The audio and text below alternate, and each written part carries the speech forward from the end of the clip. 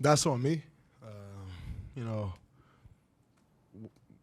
whether I was out there or not, we were awful defensively, and you know we have to set a tone on that side of the floor. And like I said, that starts with me. So I can be better on that end. Obviously, we know we can all be better on that end, and you know it'll all come together. I think you know when you get the early fouls, it definitely takes away some aggressiveness.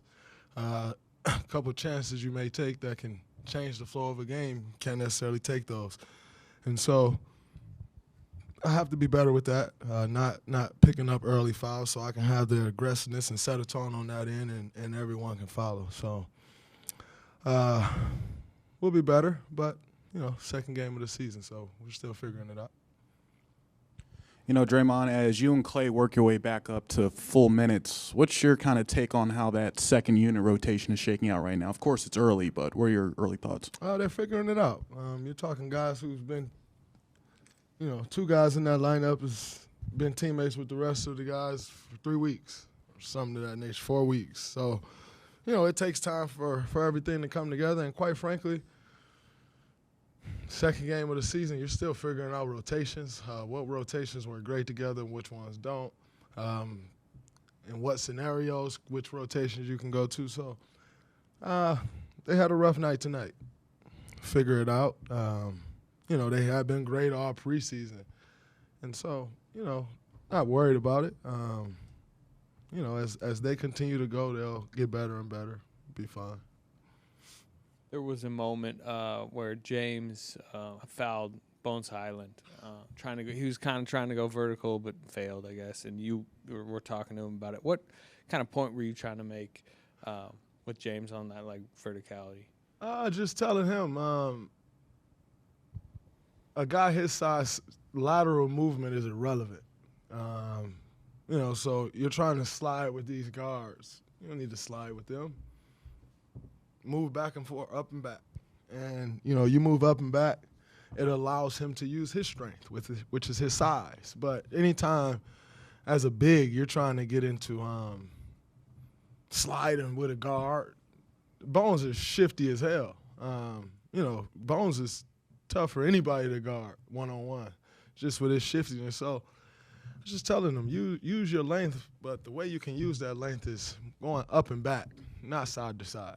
Side to side, then you start turning your body and all of those things because you're trying to keep up because the speed of these guards and the trickiness. And so just some different things that he'll continue to pick up as he go. But overall, I think he's doing an incredible job.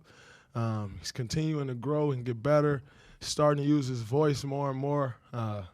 But quite frankly, I think this is 35th NBA game, something like that. So he'll keep getting that experience, and, you know, it's on myself and Loon to make sure we continue to help him and teach him.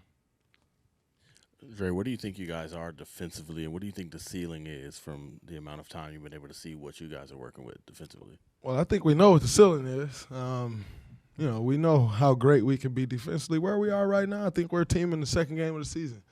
Still figuring it out on that end. I think as you get in, as everyone get in better shape, you pick it up more on that end. But I think you have to figure out an identity on defense just like you do on offense, and that takes time.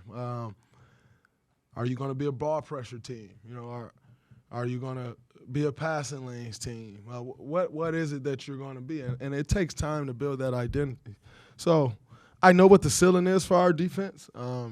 Our defense will be great, and I have no doubt in my mind about that. But it takes time to put it all together. So, you know, that's learning to follow a game plan. You know, that's learning personnel, you know, and all of these different things that goes into it. So I don't have a doubt that we will be great on that end of the floor. But just like everything else, it all has to come together. As a follow-up, you had there was a one play, Jokic posted you up, you blocked him. Next play, he hits that crazy rainbow. Just what is that, you know, like still going against Jokic, still being able to battle against the two-time MVP? Well, I feel like we just finished battling him yesterday. But in saying that, that's a battle I always love. You know, you as a defender, you want to play against the best. He's obviously won MVP the last couple years. We all know how incredible of a player that he is. And so when that challenge is thrown at me, I embrace it and I take on.